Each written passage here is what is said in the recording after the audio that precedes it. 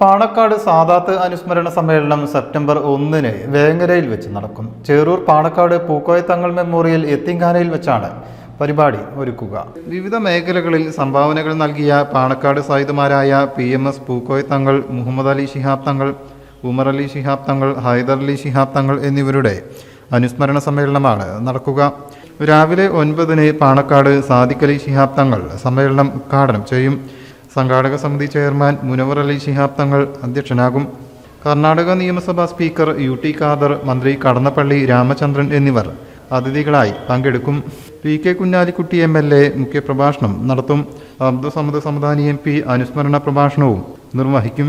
പാണക്കാട് സാദാത്തുകളെ അനുസ്മരിക്കുന്ന ഒരു മഹത്തായ പരിപാടി ഈ 1-ാം തീയതി യത്തീംഖാനയിൽ വെച്ച് നടക്കുകയാണ്.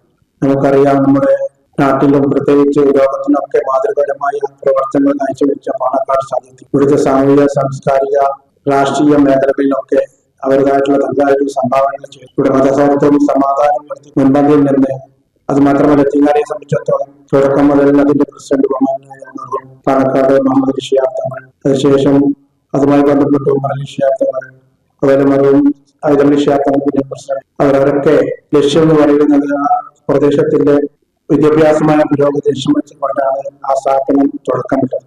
പ്രത്യേകിച്ച് യത്തീം കുട്ടികളെ അവരുടേതായിട്ടുള്ള നടത്തുന്നതിന് വേണ്ടിയുള്ള യത്തീംഖാനയാണ് ആദ്യം ആരംഭിച്ചത്.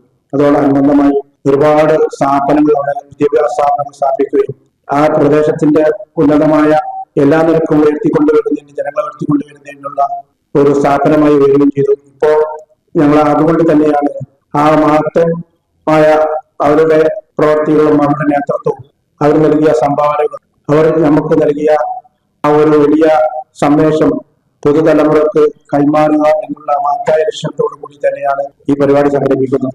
KK മൻസൂർ കോയ തങ്ങൾ, MM കുട്ടി മൗലവി, ആവയിൽ സുലൈമാൻ, AK സൈനുദ്ദീൻ, ഇസ്മായിൽ ഫൈസി കിടങ്ങയം, മുജീബ് പൂക്കുത്ത് എന്നിവർ വാർത്താ സമ്മേളനത്തിൽ സംബന്ധിച്ചു. News bureau, Malappuram.